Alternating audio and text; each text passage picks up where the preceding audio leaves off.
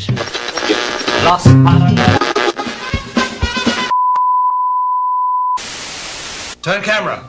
Mark. 102, take one. Action, please.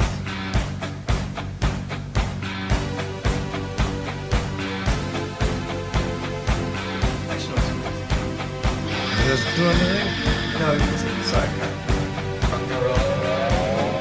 102, take two. Ah, the French champagne has always been celebrated for its excellence. There's a California champagne back also. 102, take three. Action, please. Ah, the French champagne has always been celebrated for its excellence. There is a California champagne by poor Master.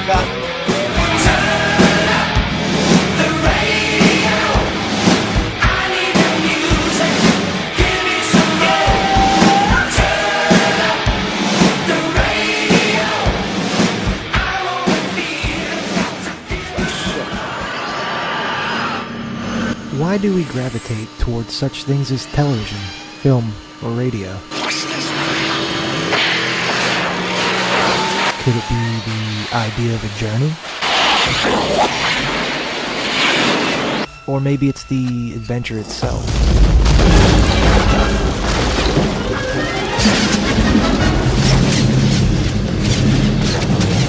Could it be the special effects like Neo dodging bullets?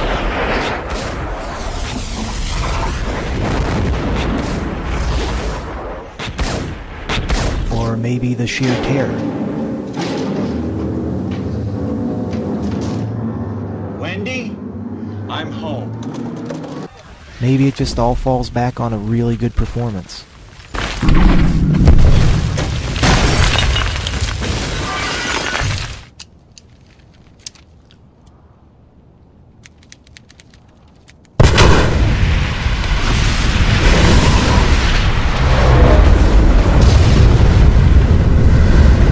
There are those films we enjoy so much so that we reenact them. We watch them over and over, follow the actors, and that in turn leads us to more film, or books, or more actors. The possibilities are limitless to a cinephile. For Orson Welles' love for film, and even more so theater, was an obsession that would hinder the very career he was trying to build. However, in 1938, it was radio, and not film, that caught his eye. Bulletins too numerous to read are piling up in the studio here. We're informed that the central portion of New Jersey is blacked out from radio communication due to the effect of the heat ray upon power lines and electrical equipment. Here's a special bulletin, New York. Cables have been received from English, French, and German scientific bodies offering assistance.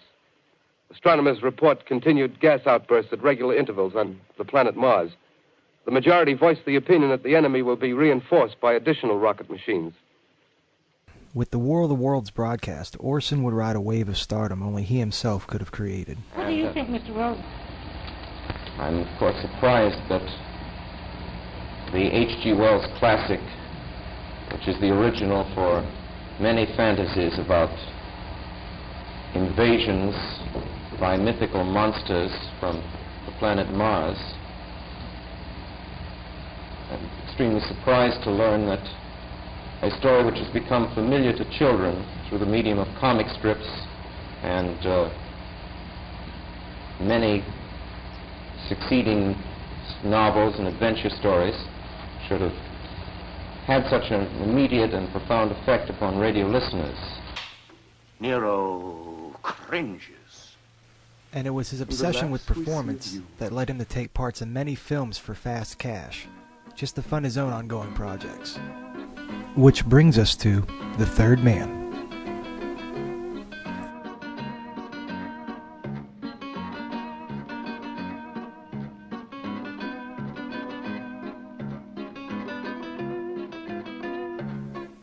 Roger Ebert said, "Of all the movies I've seen, this one most completely embodies the romance of going to the movies." Good for you! So why is it that The Third Man was held so highly? Though The Third Man would garner multiple awards, most notably from Cannes Film Festival, It started as the second of 3 collaborations between director Carol Reed and writer Graham Greene. The film's story itself is not that grand. Holly Martin's Joseph Cotten is a cynical American writer of pulp western novels. He arrives in Vienna to meet up with his best friend Harry Lime, only to be told that Harry's been killed in an accident. Well, maybe. With him, 15 Stiftgasse. His name? Lime, Harry Lime. With Wells cast as Lime, many would and did assume it was his creative hand that laid paint to canvas. However, for this film, he bears only minimal credit and takes none for the most popular scenes in the movie. Memorable scenes, like the doorway reveal of Harry Lime,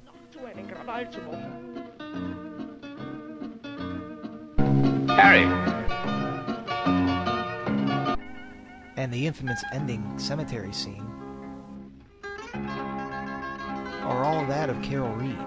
Given this realization, the film still carries many of Wells' signatures, from casting choices such as Joseph Cotten and his work in Citizen Kane, as well as expressionist shots, such as the opening shot of Vienna and the opening shot of Orson Welles' F for Fake.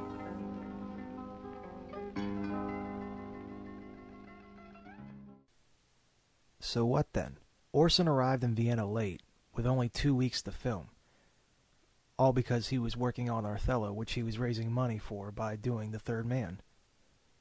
Compounding his lateness, he refused to film any of his sewer location scenes, resulting in all of his scenes being filmed on a soundstage.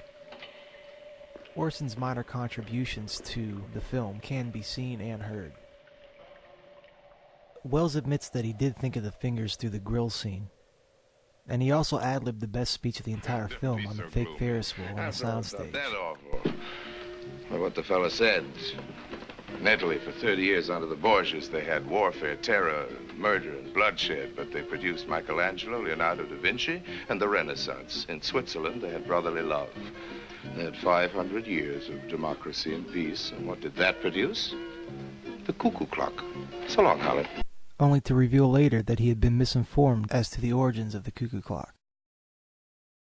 However, to my surprise, it was not the lack of Orson's creative hand, but the lack of Orson that made this film stand out even more. I sat there waiting for Orson's first close-up. An hour later, I finally got to see him. By withholding the biggest star, more than likely the reason people went to see the film, they created a tension that was more palpable than just throwing his face on the screen after the first 30 minutes. The truth is, even if Wells had only been in the film for 5 minutes, he would have still come through to us in more than just his performance, and the film would always have even just the partial of his fingerprints. And this brings me to a passage of Andrew Sarris's in Christian Keithley's Cinephilia in History, or The Wind in the Trees. For me, mise-en-scene is not merely the gap between what we see and feel on the screen and what we can express in words, but it is also the gap between the intention of the director and his effect upon the spectator. There are moments in films when the evidence on the screen is inconsistent with one's deepest instincts about the director as a man. It is during these moments that one feels the magical powers of mise-en-scene to get more out of a picture than what is put in by a director. Andrew Sarris is willing to acknowledge that there are elements even in the films of an acknowledged auteur that escape auteurism's theory of authorship. And while talking about Orson Welles not as mise-en-scene but as an auteur and an actor, the general idea of Sarris still applies. Looking at this film as a film of Carol Reed, and Carol Reed being the main auteur, bringing Orson Welles on meant a hitch. Orson, whatever minute hand he had, still had a hand in the making of this film, meaning that not only is it the film of Carol Reed, but it's also the film of Orson Welles.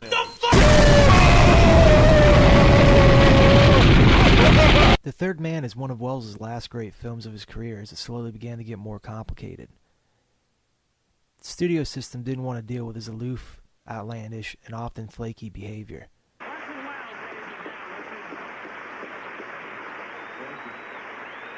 Thank you very much. Thank you. Thank you all very much. I don't believe this. This is... Yes? You're jumping for a reason, young man? Who is that? That's our director, Mr. Wells. That is a director? Yeah. What? I'm on my mark. Yes, always. Move your camera.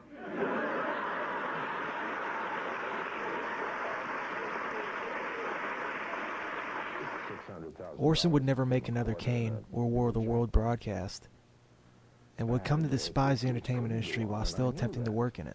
Well, you've been quoted as saying, we live here in Hollywood in a snake pit. Oh, yes. Well, I've always hated Hollywood, but I hate almost everything in the modern world. And Hollywood is simply the most pleasant place to live in left.